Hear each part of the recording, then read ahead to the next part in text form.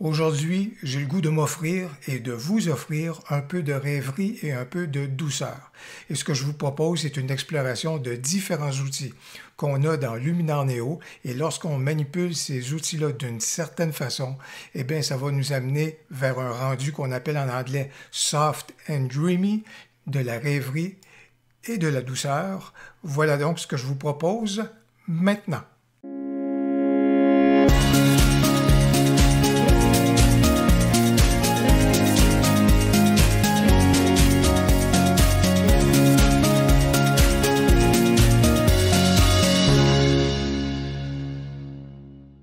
Pour ce qui est de la rêverie et de la douceur, aujourd'hui, je vous propose un lever de soleil sur le bord de la mer et on va retoucher celui-ci donc avec Luminar Neo. Parlant de Luminar Neo, il faut savoir qu'actuellement, c'est la promotion estivale qui est en cours jusqu'au 10 juin et je dois vous dire qu'au niveau des prix, c'est très intéressant. Pour ceux et celles qui ont exploré un tout petit peu Luminar Neo, regardent l'évolution du logiciel, sont tentés par celui-ci, je dois vous dire qu'au niveau des prix qu'on vous propose lors de cette promotion estivale-là, là, c'est vraiment les prix les plus bas que j'ai pu voir depuis que Luminar Neo a été mis en marché.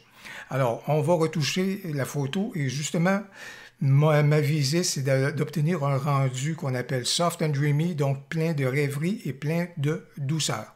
Pour débuter le tout, on va commencer donc avec le classique, l'amélioration juste ici en intelligence artificielle. Ceci étant, je ne veux pas déboucher les ombres habituellement lorsqu'on manipule l'accent. C'est le cas. Alors, je veux beaucoup plus que le ciel à ce moment-là être de présence et de personnalité. Donc, je vais juste travailler au niveau donc du ciel pour amener un peu plus donc de rendu de ce côté-là. Par la suite, je vais aller au niveau donc du développement, du contraste intelligent absolument. Les hautes lumières, on va déboucher, on va diminuer les hautes lumières pour encore donner encore plus de présence à notre ciel. Ça va être très bien. Au niveau de la vibrance, je n'y toucherai pas. Je pense que je vais vouloir retoucher certaines couleurs de façon plus individualisée que de façon globale. Donc là-dessus, comme c'est là, je vais en rester à ce niveau-là. Par la suite, on va jouer beaucoup avec la structure et on va jouer avec la structure à deux occasions. Initialement, je vais me tourner ici vers la structure et là, je vais demander à Luminar Neo de créer des masques et on va manipuler donc les masques pour justement apporter un premier élément structurant, je vous dirais, au premier niveau. Luminar Neo a donc créé des masques en intelligence artificielle et dans ce cas ici, sol naturel et sol artificiel a donné exactement la zone que je voulais cibler initialement, donc la plage. Et de ce point de vue-là, à ce moment-là, au niveau de la structure, je veux donc ajouter de la structure, amener un peu plus de définition à cet élément-là au premier plan. Ceci étant, on va revenir avec structure tout à l'heure et vous allez voir comment on est capable de créer de la douceur avec structure. Par la suite, au niveau de l'ensemble de la photo, je vais revenir au niveau donc de l'ensemble de celle-ci. Et là, je veux diminuer l'exposition parce qu'on va créer quelque chose qui va nous amener dans une autre ambiance. Alors, vous voyez qu'en diminuant l'exposition à ce moment-là, vraiment, les lumières, pas les lumières, dis-je, mais les couleurs commencent effectivement à ressortir davantage. Par la suite, on va aller vers quelque chose qui est très sympathique, qui sont les LUTs. Et là, de ce point de vue-là, à ce moment-là, on va aller au niveau donc de l'ambiance. Au niveau des LUTs, je vais aller choisir un LUT qui est très sympathique et qui est le LUT juste ici, Kodachrome. Et on sait que le Kodachrome, à ce moment-là, faisait ressortir davantage les couleurs. Et de ce point de vue-là, je pense que je vais laisser l'intensité à peu près à 30, comme c'est là. Alors, ça rajoute quelque chose qui fait juste que les couleurs, un petit peu plus de pop au niveau donc des couleurs, c'est très sympathique. Quelque chose qui vient vraiment conférer beaucoup de douceur. C'est lorsqu'on est au niveau donc de l'atmosphère, juste ici. Et là, là-dessus, on va aller chercher quelque chose qui est la brume sèche, juste comme c'est là. Et ça, lorsqu'on en rajoute, là, ça fait quelque chose qui est un peu vaporeux. Alors, c'est très sympathique. Alors, par exemple, je vais aller jusqu'à une intensité, et là, on peut y aller, c'est vraiment au jugé.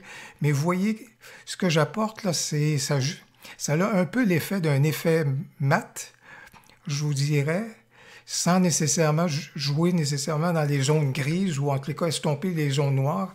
Alors la brume sèche qui est juste là, vous pouvez voir ce que ça a apporté, c'est très, très, très sympathique.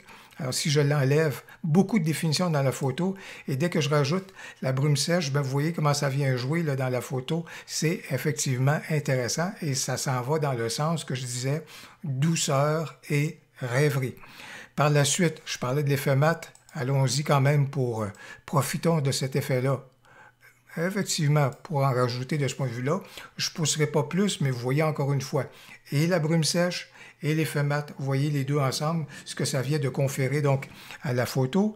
Au niveau du virage, on va aller faire quelque chose qui est intéressant parce que là, ça vient vraiment préciser ce qu'on veut apporter. Au niveau des zones d'ombre, on va rajouter des choses, puis au niveau des ombres, à ce moment-là, je vais aller habituellement dans des tonalités de bleu. Et dans les hautes lumières, par contre, là, j'aime bien les teintes magenta qu'on retrouve à ce moment-là. Alors, je vais rajouter un peu de saturation et là, amener mon curseur des tonalités pour l'amener donc vers un rendu un peu plus magenta. Alors, je pense que ça va effectivement donner quelque chose qui va être sympathique dans ce sens-là. Après ça, l'incontournable, le grand classique au niveau de la douceur et de la rêverie, mystique, bien entendu.